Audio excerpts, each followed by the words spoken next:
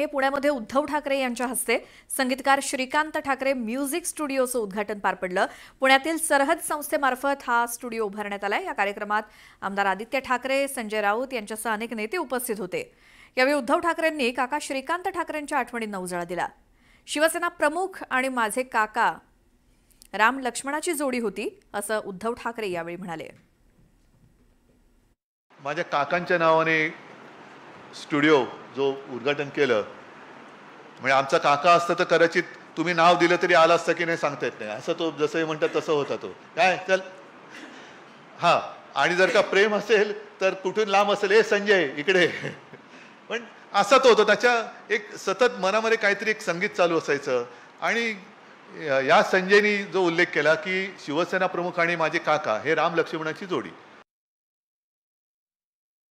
मला असं वाटतं असे हे भावाचं नातं हे आजच्या युगामध्ये हे दिसत असेलच असं नाही, हे फार दुर्मिळ होतं। आणि मी काय आदित्य काय आम्ही भाग्यवान आहोत की आम्हाला म्हणजे मला असे काका, मला असे वडील, आदित्यला असे आजोबा आणि माझ्या काकांसारखे काय चुलत आजोबा हे लाभले आणि त्यांची परंपरा घेऊन आम्ही पुढे चाललेलो आहोत, त्यांची परंपरा घेऊन पुढे चाललेलो आहोत।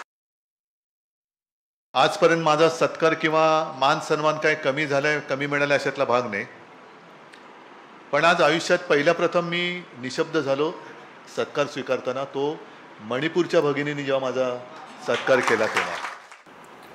पण आज मला खरंच गहिवरून आलं की अरे तिकडे काय चाललंय, काय काय सगळं हाल अपेष्टा भोगल्या आजही भोगत असतील आणि आपण त्या भगिनींच्या हस्ते सत्कार स्वीकारतो, आपण काही करू शकत नाही।